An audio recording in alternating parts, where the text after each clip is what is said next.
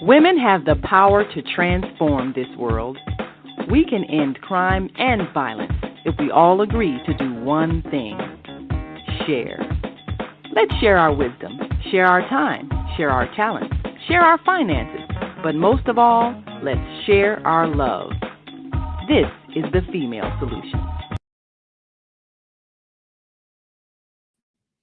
Welcome in. Welcome, welcome, welcome, welcome. Good morning and welcome to Coffee Break with Senabella. It is a pleasure to be here yet another day, another great Friday.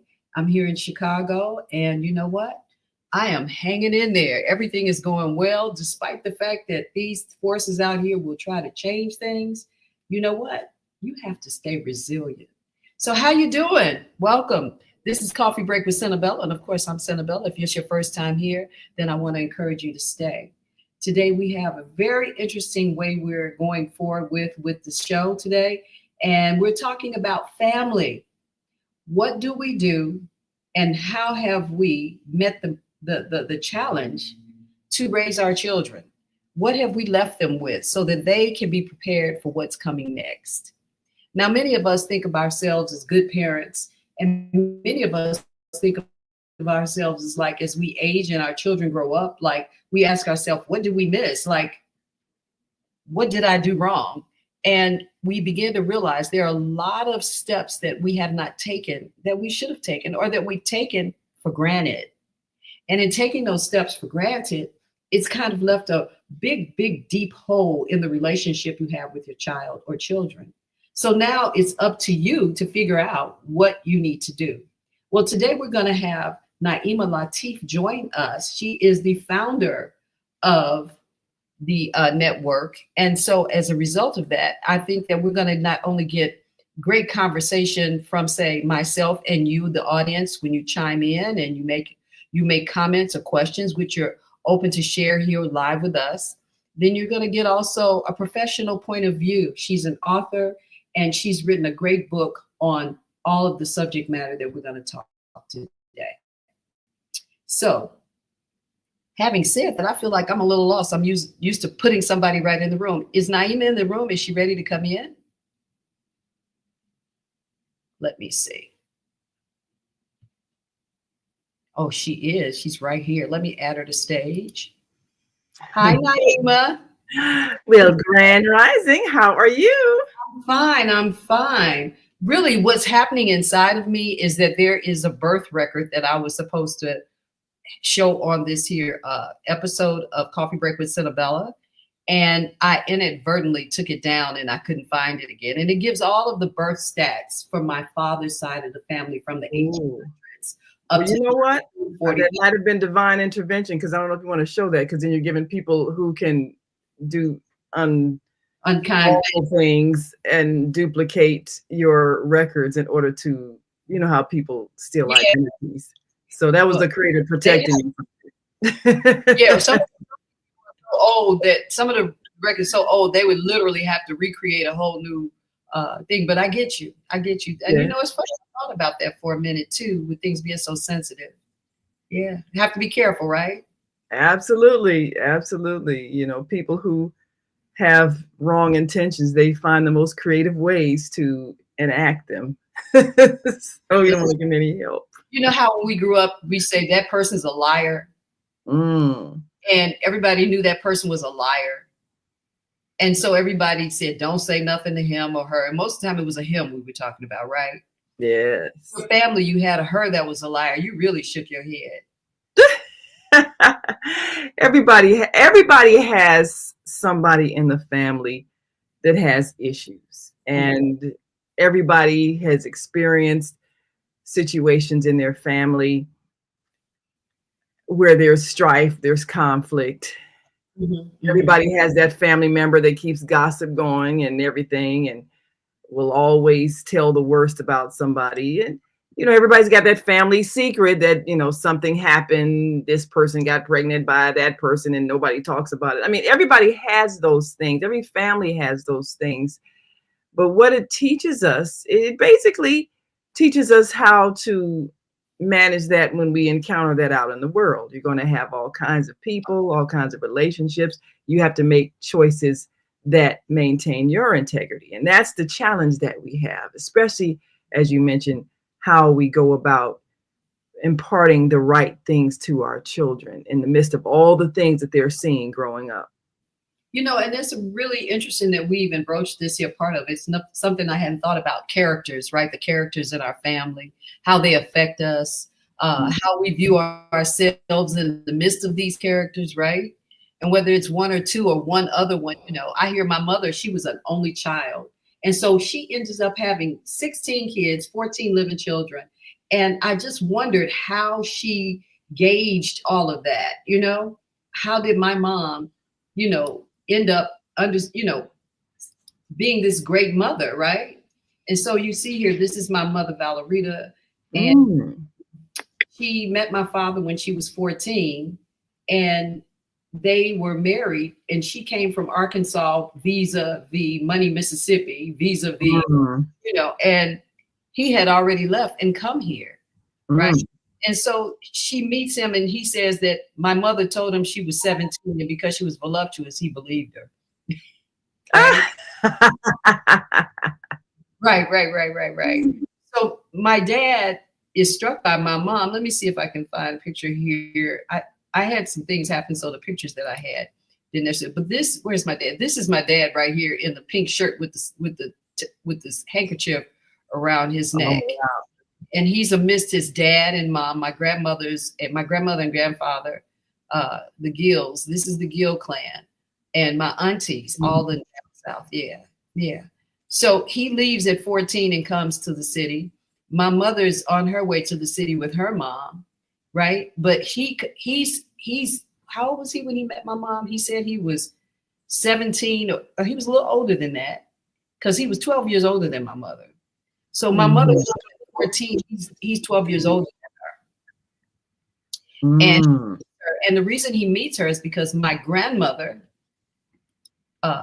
Senabella, was a writer, and she was trying to sell her music. So she was working in the clubs and meeting all of the artists who were needing music, right?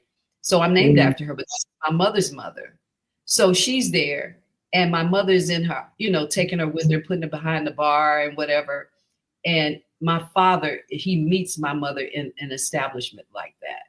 And she is voluptuous. She is a beautiful young girl. And at that time, it was commonplace for guys to marry young girls, right? Even though we look at those things as an atrocity today, right? Well, the history behind that, a woman was supposed to be taken care of by a man. And many men really didn't get themselves established till they were maybe middle-aged or a little older, late 20s, early 30s, maybe 40s. But a woman, once she has reached official adulthood of 18, she's supposed to start having babies.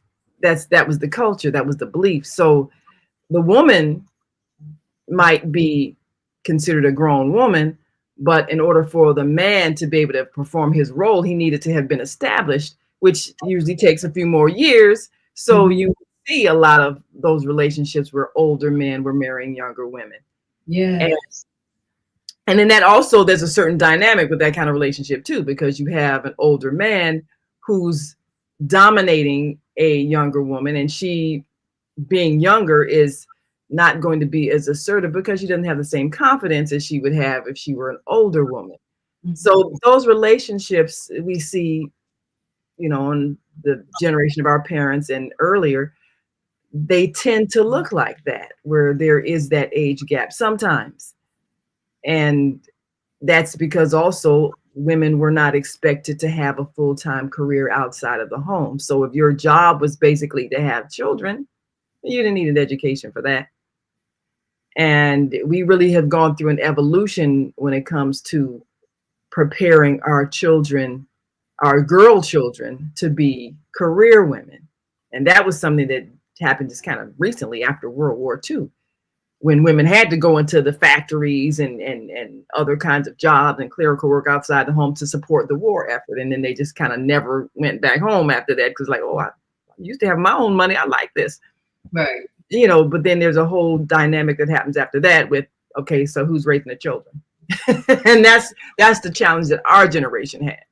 Yeah. Hi, Rodney. Thank you for coming in the coffee break this morning. It's good to see that you're up and at it and you're with us. It is a very interesting history, Rodney. You know, when I did the when I did the what is it, deeply rooted Black, stories, and I was telling my story, I talked about so many different aspects or versions of what our history was, that it took a minute for me to decide what I would actually say in a storytelling, space, like what story would impact the audiences and help them to kind of understand and realize the makeup of my diverse family, right? Because here you see, again, this is my grandfather here to the far, left of me, right to them, everyone. And then my grandmother in the middle and some of their children. These are still just a few of the children. And that's why the birth record was so important, because it showed so many of the children and their parents. And so, you look at this here and you speak to what you say, what you're saying about the dynamic of what a woman's role was. But when we stop and take a look at it, it is invariably as important as whether she works outside the home or not. And as a mother, one of the things that we tend to grapple with is, did we provide enough love and nurturing to our children? When we work, we always conflicted with that. And it's what we end up fighting and arguing about at home. Yep. And so this is my same grandmother, Bessie, my father's mother, who had those children. She was just a beautiful, strong woman, beautiful, strong woman, and had beautiful children. And she was proud. You could see her here. Isn't that something? Yeah. Just beautiful. Very strong family, and comes from that strength, right? The grandfather, And so when we think about our family, we have a lot to talk about. But let's get into the makeup of who we are and our mentality, and how we get to decide, or how we've decided on what is important that we leave as a marker for our children to go forward. Because the conflict today, I believe, is that we're so busy trying to gain that we've forgotten that the gain has to come with an impact of high value morality and a methodology that is sort of sewn together as you go in some ways, and planned as well. So if we're not talking about all these pictures, if these people are not in your life, how do you put that into our children's life system, make them care about it? Today, we find that there are many generations of children and families that are lost to the history of their own families. And so storytelling has become quite big, and people want to know. So I want to kind of leave right here and allow you to speak, Naima, because your book is very interesting. And I think it's interesting in that when I decided that I wanted to do this show, I started having arguments with my children.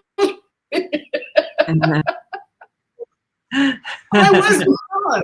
What? I'm going on to talk about healthy relationships, and now I'm caught up in this here spider web of communication. And it really struck me hard. It's like, I'm supposed to be doing a show on this tomorrow. Why am I involved in this here back and forth? What's going on? What's going on? So I guess that's a good segue for you, Naima. Well, we all have had some disruptions in our families during that, I guess you could call it, the great migration from the South to the North. A lot of African American families where we got disconnected from grandparents and great grandparents, and the urban culture doesn't always allow for our elders to live in the house with us the way we may used to have lived, where you had grandmother living at home in the house and kind of helping raise the children, which provided that stability, because the economic reality is, for most of us, we never were the stay-at-home moms. We always had to do some kind of work to help supplement the income. But when we had those extended families and you had grandma that was watching the children, that was a difference. There was a connection to that past. Well, a lot of that changed. A lot of it came from the years some families moved north. Some of it came because we had the urbanization, we had the projects, we have all kinds of lifestyles with our families, some of them that were not conducive to extended family living. We know the whole story behind the welfare situation, where other groups were getting the government assistance, which came about after the war. But allow me, I want to kind of ask a question. So, do you think all of that unsettledness and trying to find or discover what would move us forward is part of the problems that we have as a community in our families? And is it economic, or is it just the, as they call it, PTSD, the syndromes of PTSD? Is this one of the syndromes of it? All of that sort of being a gypsy, never knowing where you're going to land, what you're going to do, all of the things that were going on. Well, the root of it is economics, because those are the reasons why we had to make the decisions that we had to make. And unfortunately, we ended up making decisions that made us dependent on a government system, which was even more destructive, because when we had, whether it's a family farm in the South or a little shop in the South, whenever we had systems where we created some kind of independence, then we had more power over our families. Mm-hmm. Once we got to the point where we were dependent on a government system, it was very destructive. Mm-hmm. And that's when we started making choices that our children began to feel the consequence of, whether it was choices to not stay together as a unit, the husband and wife, whether it was choices for the children to be raised with separate parents sometimes, and parents would split, and some children would go with one parent and some go with the other, and then the remarriage, and then sometimes you don't get contact with the previous parent and their relatives, and so a lot of disconnectedness. But a lot of it was precipitated by economic distress. And generally, whenever a family splits, it creates economic distress. And we haven't been able to figure out how to pull that back together, because the fallout of that comes from when you have children that are raised in a family where you don't have the extended family, you don't have the grandparents, you don't even have the parents together. And so children don't learn the process of building a relationship that is the economic foundation for the family. We're seeing the effects of that now. So many men and women have not seen that cooperative effort. They haven't seen the couple that gets together, buys a home, invest in property, and invest in things that they can pass down to the children to build that generational wealth. They haven't seen that. They've seen fighting, arguing, splitting. They haven't seen how you have that conversation with your children about even marriage and family. So even sex is out of context, and children are born out of context. And then there's the struggle. And often the single parent trying to figure out how to work a job and make sure their children are supervised. Well, you can't be in two places at one time. Well, there's certainly a lot of guilt in parenting. A lot of guilt in parenting, because people will watch you but not offer to step in when you don't necessarily have siblings who will say, well, let's work it out so that, I can keep the children while you work, or, you can drop them off here if you've got to make an errand. A lot of times when families don't maintain that cohesion, then siblings don't form that kind of bond that enables them to work together so that the children are all taken care of, because different challenges arise and you need to be able to rely on somebody.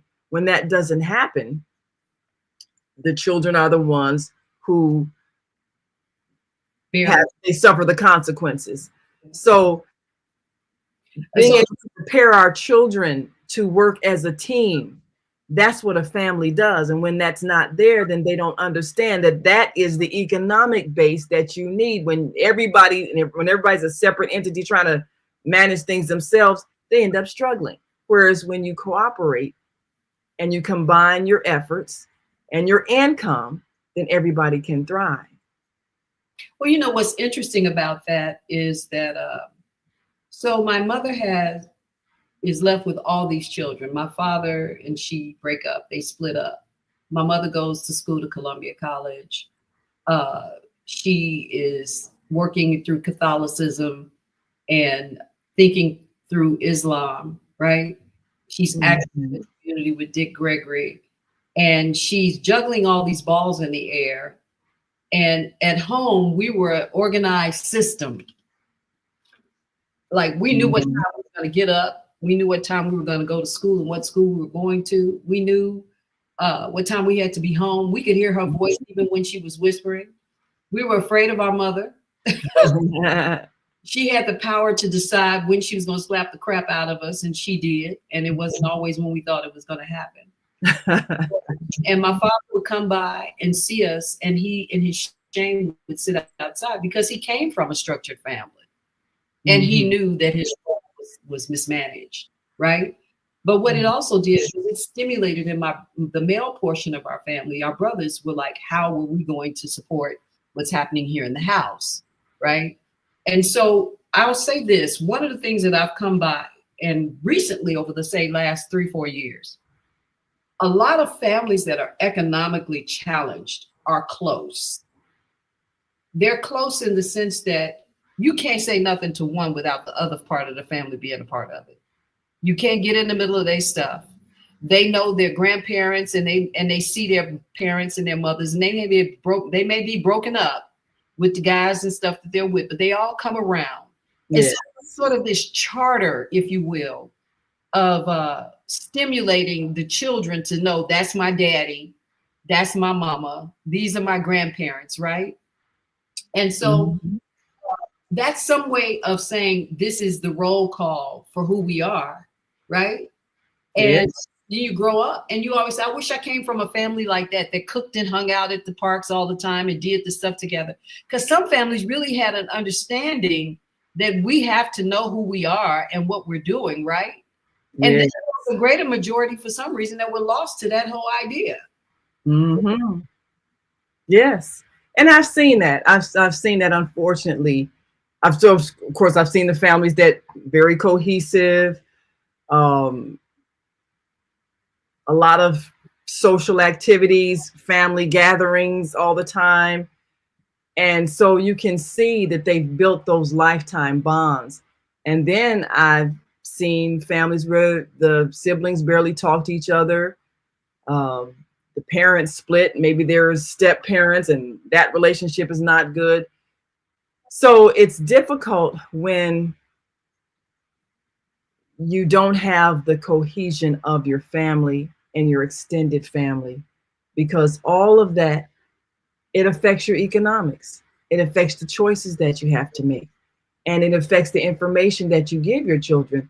We have had difficulty demonstrating to our children how to work together with another person in order to achieve a goal.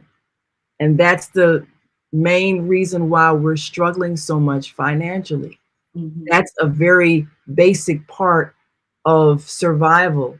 And when you see families that are able to do that and they're able to thrive, I've known families that they might buy property together and, go into real estate together, or have a business together, and all the children work in the business. So you always had a job because your uncle had a restaurant, or whatever the case may be, or a corner store, or whatever it was, and they shared. And this is how a family thrives. But when you can't get along enough to work together, That's it. then you can't teach that principle. And so how can a child then understand the partnership relationship where you're working together to achieve a goal? Naima, you're at an important part of this conversation, because it is that part that really becomes fragile. Yes. Becomes so fragile. And that's why we pay attention to other families when they're out. They may curse each other out, drink, get drunk, and they all buy clothes and wear the same clothes on holidays and stay together, nothing to do nothing to them. And then you have other families who appear to be doing better, but aren't coming together better with their families. You don't hear them talk about the generations of their family. They're striving to be better educated, which I think education and the desire for families to be seen as good Americans had a big part in playing with the destruction, or I say the obstruction. Yes. Of the Black family, right? Yes. We were so busy trying to live up to this code of ethics that was made for us to live up to, while it was okay for everyone else to kind of like just go about their way, because they were not dealing with the same situation. So we saw a lot via television or heard about it, or when we go out with them being together as families. We didn't know they were struggling the same way we were in many ways. And so that made us become more desirous of being economically sound from a family place. Like, I want to do this for my mother. I'm going to grow up and I'm going to go to school. I want to go to Harvard or Stanford or, right. And so all that's happening, but the principal value of why you're doing it is lost. Yes. And so we're creating a monetary society, but not a society of moral, construction, something that is constructive and worthwhile, that gets us to a place. And now we're all effed up in our heads too. Yeah. And now we're also a part of the system of crime. Yes. Well, when you give a child a reason for living and doing what they're doing, it's got to be more than, I want to get a job so I can buy some things. There's a reason that you exist. And if it's not connected to a greater purpose, like you said, you're there to take care of your family, to move them to the next level of achievement, to provide for those coming after you, to live comfortably, and to give something of value to the society. That's the whole circle of life. I'm here to develop myself to my greatest potential so that I can be supportive to my family and my community and the world, and leave a legacy behind. And in the process, I'm cooperating with those beings that are connected to me. If we can't teach that, then our children won't understand why they're doing anything. And as a result, like you say, they have no values, no morals, no ethics. If the only thing that we're instilling them, you got to hustle and get some money, you got to get some money, you got to get some money. And then what? What's it all for? What are we trying to do? What are we trying to become? I can say, mother, that passion right there to try to assure that my children would have the things that they needed, it put me in a work mode mentality that I today have to hit myself on the head and say, you haven't stopped taking time to do other things that are going to make them know or help them to know that you care about them. Yes. If there's anything that I have to still incorporate in the building blocks of my children and my grandchildren, right? Or my sisters and brothers, is to stop grinding, right? And to start becoming more immersed in the personal side of life. Yes. And even when you do that, I think, and I'm saying I think because I'm not great at that. I'm not great at that, but I'm the person that will cook the food, buy the food, put everything together when people get in the room. And I'm busy working even when they're in the room. I still don't know how to sit down and to discuss and enjoy the meal. Free to discuss, right? And the discussions when we're in the room that make these situations, right? Make these situations worthwhile. This one here, when we don't, I'm trying to figure out. So it says remove, and I'm like, I'm going through the throws, but I want to show that, it's what made this worthwhile. You know, this is what I remember. I remember this day. I remember my mother getting us together to go take this family photo. And I remember going down south and seeing it in my grandparents' house. Mm-hmm. It had such stature. It was what she really meant.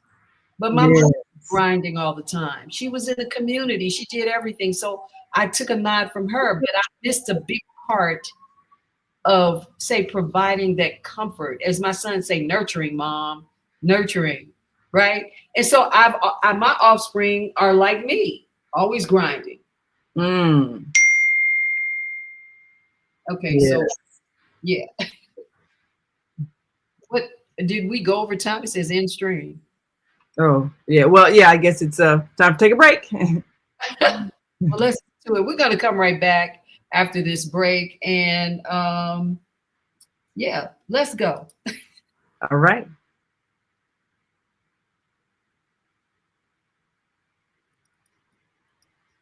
Okay, obviously I'm not where I need to be, so y'all forgive me if I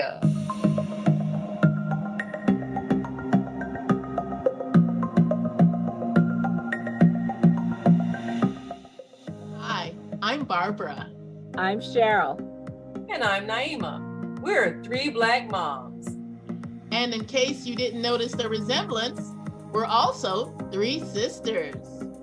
We're going to be coming to you every week, sharing our successes and our mistakes as we navigate our lives as moms, wives, sisters, daughters, and of course, Black women in today's world.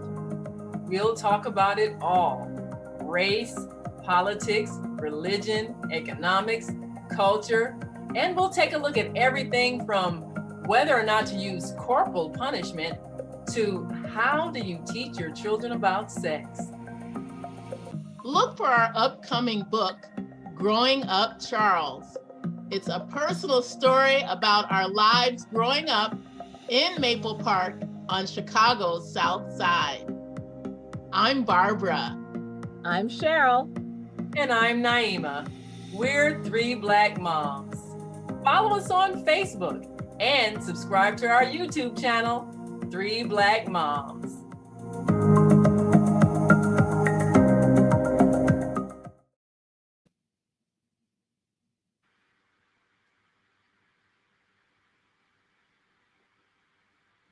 I'm not gonna lie, that's one of my favorite commercials.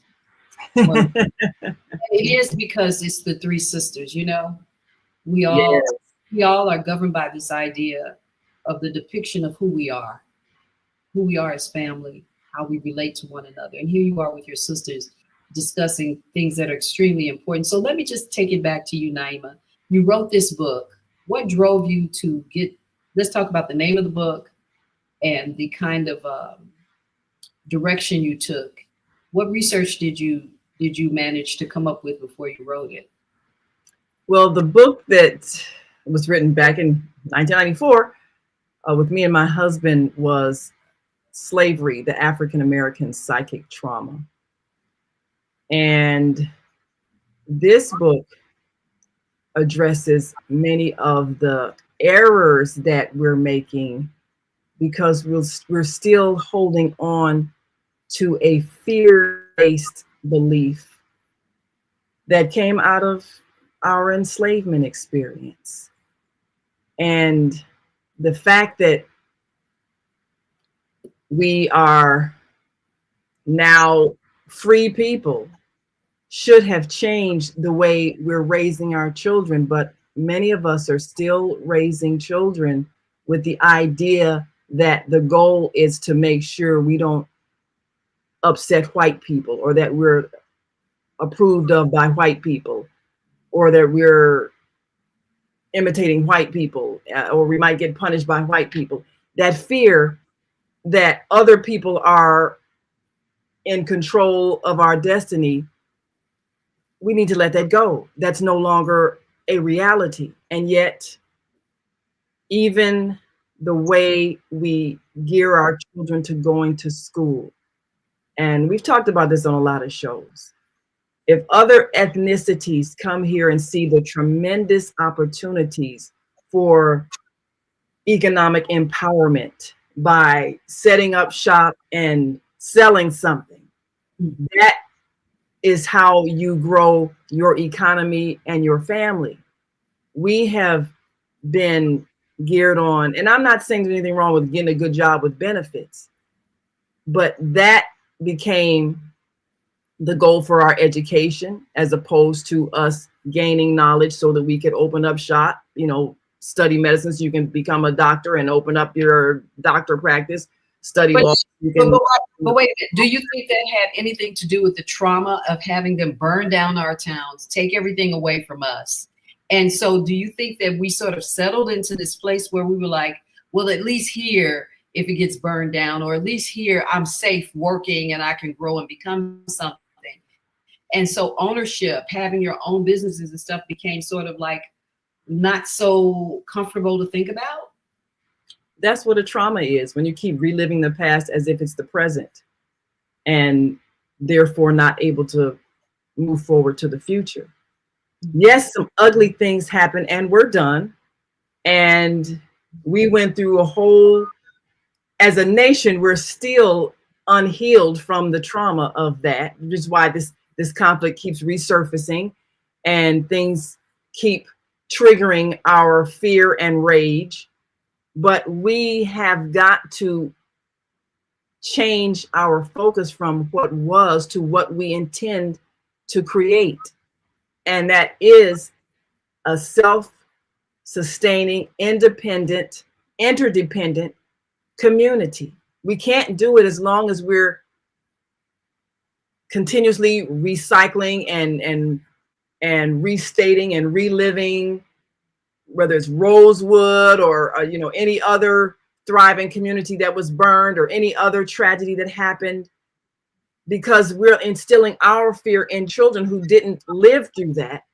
So instead of them experiencing the success of their college education, their work experience, and them having the confidence to move forward and create some independent enterprises, we're holding them down, stuck on our fears of what was done to us and our ancestors in the past.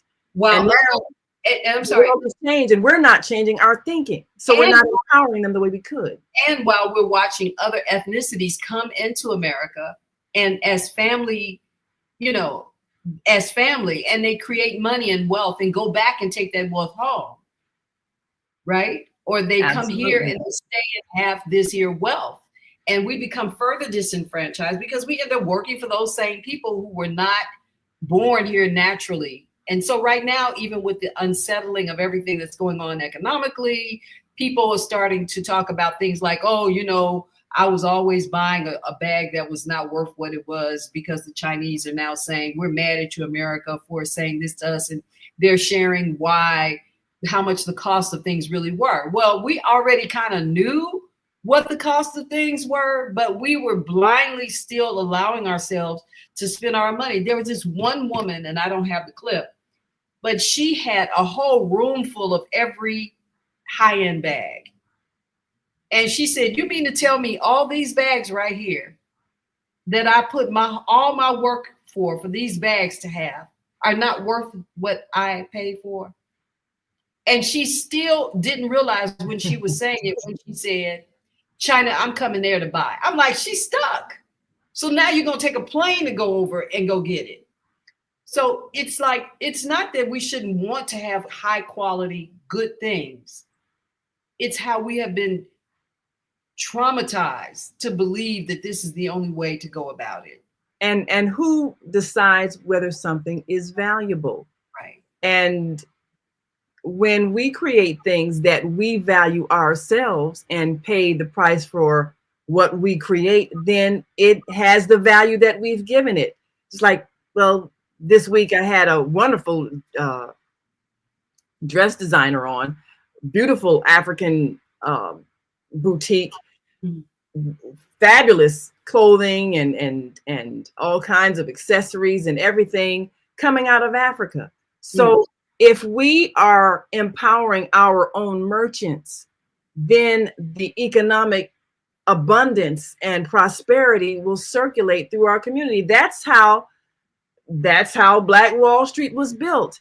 People were jealous because we were able to thrive and we were self-sufficient. And in their jealousy, yes, they committed acts of violence that destroyed it and burned it down. But do we get stuck there in that trauma, or do we recognize that we had those skills and rebuild and build even better? Do we do that? That's the power that we have if we would just accept it.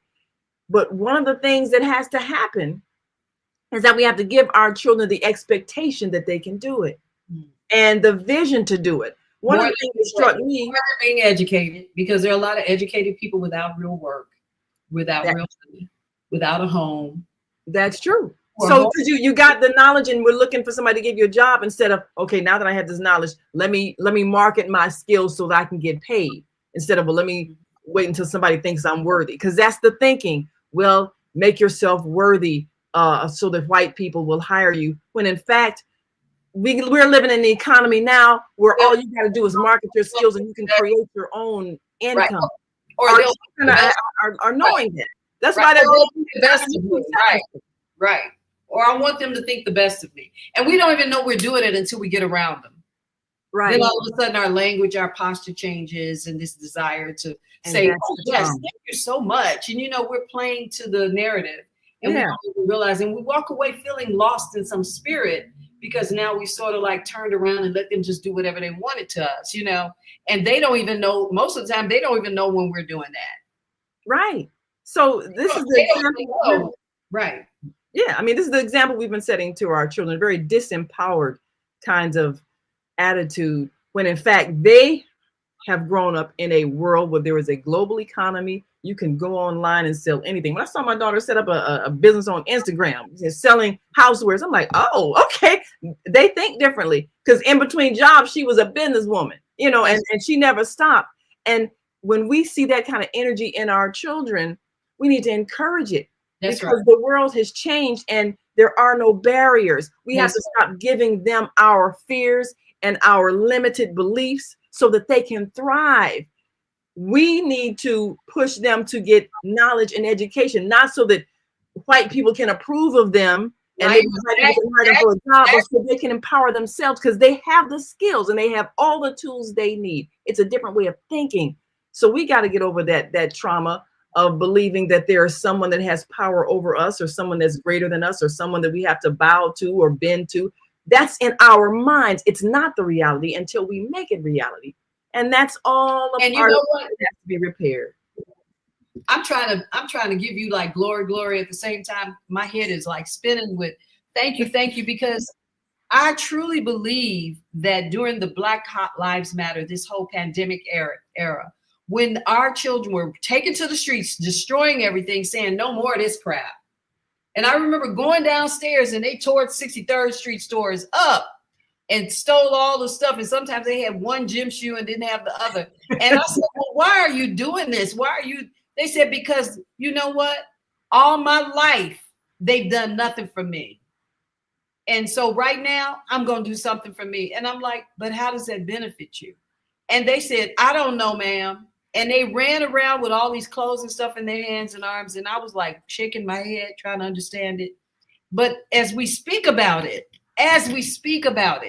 I understand how that movement changed the trajectory of how they felt. And they were no longer going to bow to a system of things that didn't make sense to them. And that's without them knowing their history. That's without them having better relationships with other people. Mm-hmm. They just decided on their own, boo-boo, the fool is over here. And all of a sudden you saw economic surge in, I want to say Gen X and millennials. Mm-hmm. Taking charge going forward. Now, here's another part. We're talking about the history, though, because still some of them don't know how to thrive within the history of who we've been as real family, not the pain history, but the history that really is what we can stand up in, not to say my father was a king and a queen history. I'm talking about being that. Yes. Each family and royal. Like when I put up my family's pictures, then you're looking at what royalty is. It's lineage. Yes. And that's one of the things that we emphasize in the book Slavery, the African American Psychic Trauma, is the fact that our history is beyond the slave history. And what we emphasize is that because we have inherited skills, genetic skills, whether it's science, linguistics, astronomy, we point out how someone as famous as George Washington Carver, the great scientist who really saved the Southern economy by understanding crop rotation and knowing how to get all kinds of products from various crops, not just the peanut, even though people remember him most for that, but he was a genius. And we point out how he comes from genius way back. So instead of us teaching a slave history to our children and disempowering them by making them feel like they're still subjugated, we must empower them by reminding them of people who built the great empires of Mali and Songhai, and the architecture and the physics laws that they must have mastered in order to do these things, the agricultural science that they used to magnify the produce that they were creating, and how they knew how to nurture the earth, and those skills that they brought here. The reason why we were farmers and we were producing the crops, and we had the skills, we had the agricultural skills, we brought that. And so we see those things manifested in our generations today, the same kinds of brilliance. We talk about even how we recollected history using the power of our minds to create the history of our lineage. We see that same mental skill in our present day hip hop artists. How are you going to tell a story that takes 5 minutes to tell, and it rhymes and it's to the beat, and you memorize and you can speak it? That is a mental genius. And when we see that, we have to recognize it for what it is. So yes, our children should profit from that. They should expand that. That is something inherited from their ancestors, because we train the minds of our children to memorize history so that it can never be lost, because it's in your mind. And there are families that take the responsibility of keeping the history of the entire community. We met, as a matter of fact, in our book, we mentioned how we actually got inspired for this book. We met a present day griot. Name is Fode Musa Suso. He's a musician. Say his name again. Fode Musa Suso. He's actually a nephew. Musa Fode Musa Suso, and he's the nephew of the griot who recited the history for Alex Haley that helped him discover Kunta Kinte roots and when he was taken, because that was all part of the history. And so the man who was reciting that for him, if you saw the movie Roots, you saw how he was listening to the man recite, and Alex Haley, and then that's when he started retelling the story. And then Kunta Kinte, who was taken away and never seen again, and he realized that was his great ancestor. That was the connection. Isn't that something? That whole story changed our entire existence here as African people born in America, because we did not really understand what happened until that movie Roots, that TV series was so groundbreaking. It was part of what America has to heal from: the hurt, the lies, the shame that we've been made to feel, so that we can understand what happened. And the whole slave experience, that was economic agenda of this country. How do we get free labor? How do we get free labor so we can work this land and we can rise to ascendancy? It was an economic system, and all the lies about us and our supposed inferiority and stupidity and all that was part of the lie to keep the system going, so that people wouldn't feel bad about treating other human beings that cruel. We know that's a reality, but we're still holding on to a lot of those mistaken and wrong and erroneous beliefs, and in a way teaching it to our children. So then instead of them becoming the geniuses that they are with all the skills that they've inherited, we've dumbed them down. We put them in a school system, dumbs them down, and makes them believe the only thing they're good for is gearing themselves up to be a mindless worker in a system, or they have to cater to somebody else's decision that they look right and speak right in order for them to get paid. All of these crushing kinds of beliefs that we're allowing to keep being propagated, instead of us empowering our children with the knowledge of their history, that they come from people who are brilliant and it is genetic in them, and they have the power to create anything they need for their survival, and they don't need anybody's approval. That's when we can overcome the trauma of the past, when we stop reliving it as if it's the present, because we're much, much, much, much more than former slaves. We shouldn't even speak that again, because whenever we speak it, we recreate it. Well, I just want to say this. About 2 weeks ago, I said to myself, you know, my mother never had a vacation. So when my mother took a vacation, we thought somehow she abandoned us. Oh, she's gone for a whole week. Where did she go? To DC? What for? What's she doing in Washington, DC? She had a vacation. We were like, we knew what to do. We were fine when she got back.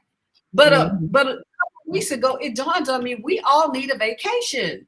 I don't mean let's go to another country or buy clothes, get on a plane travel. But I think that it would really benefit us for us to have 1 week of doing nothing. Don't have to go shopping for food. Don't shop for no clothes. Don't have to go out the house and do nothing.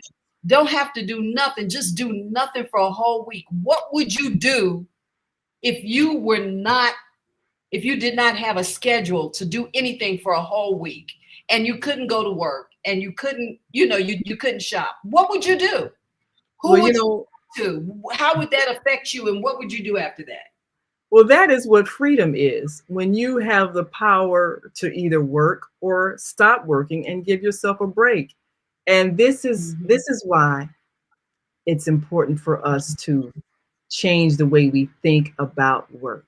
Work is something that you do because you enjoy doing it, and you want to give your creative energy to the society.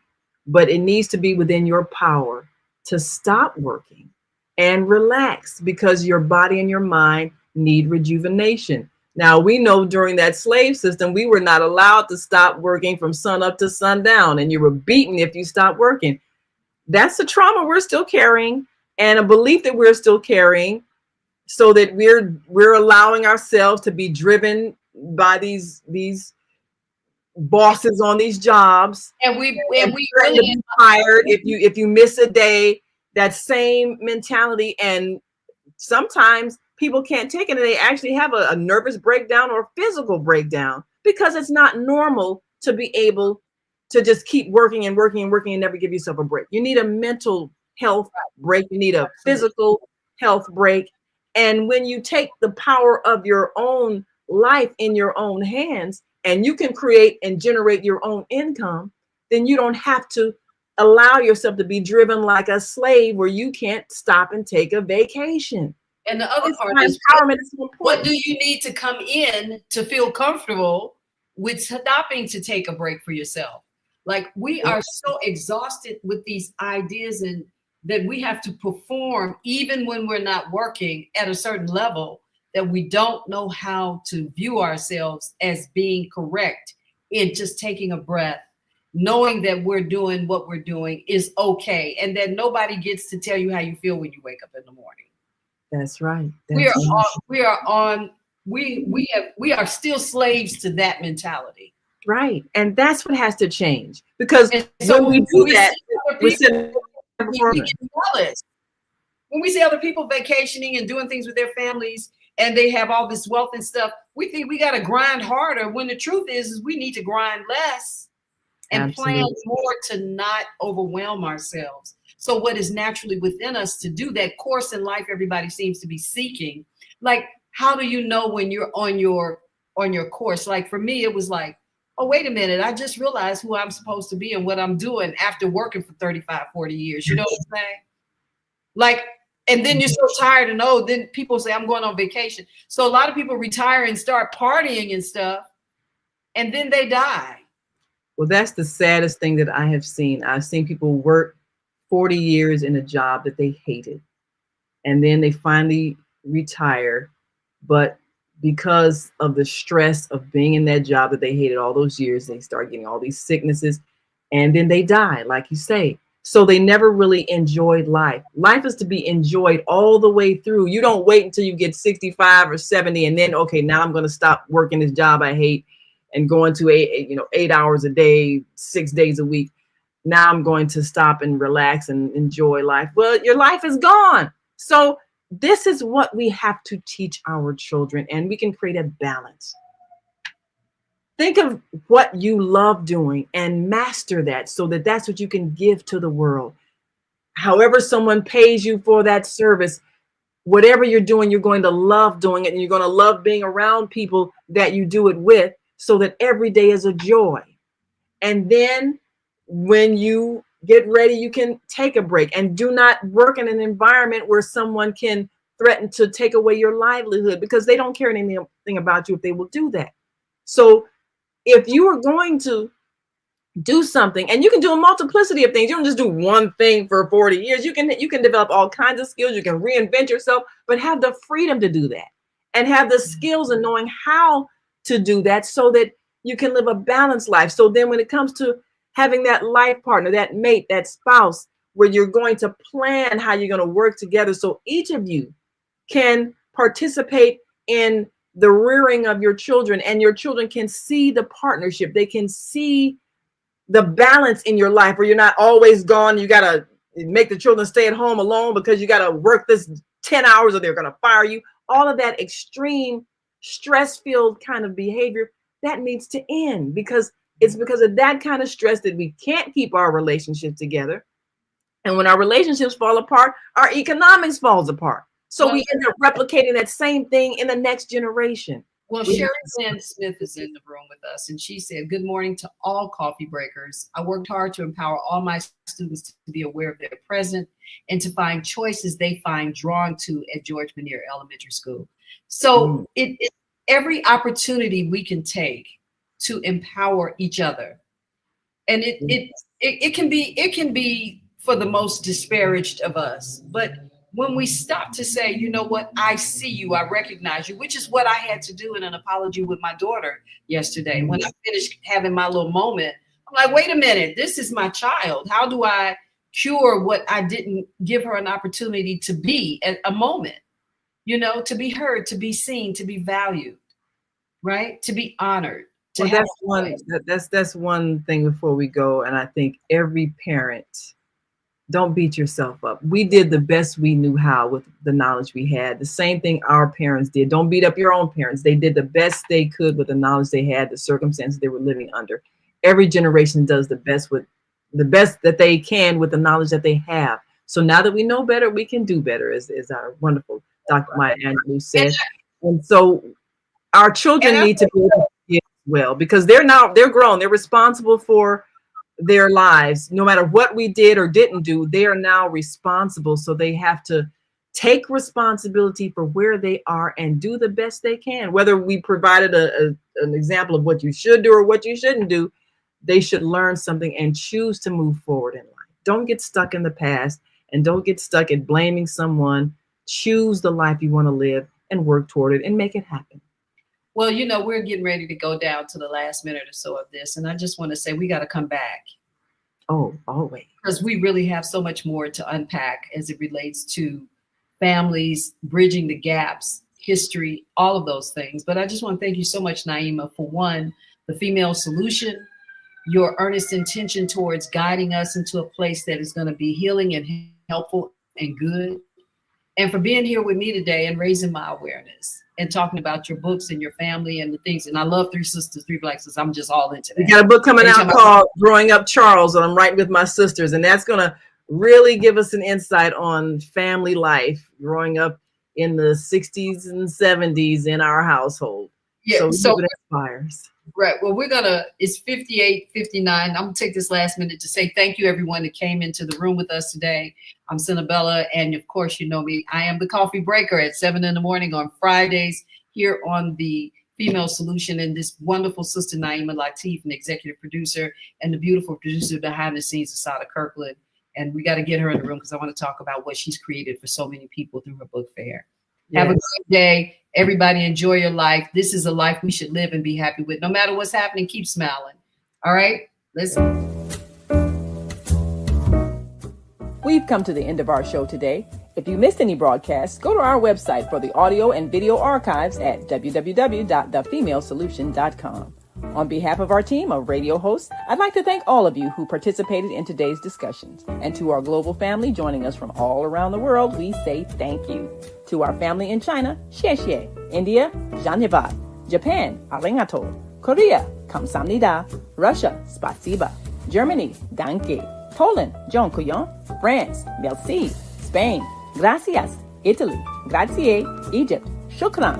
Ghana, madasi. Nigeria, eshe. South Africa, Ngiyabonga. Senegal, Jaref. Kenya, Asante. Israel, Toda. Pakistan, Shukriya. Afghanistan, Tashakur. Saudi Arabia and Palestine, Shukran. Assalamu alaikum wa rahmatullahi wa barakatuhu. Thank you, and may peace be upon you and the mercy of God and God's blessings.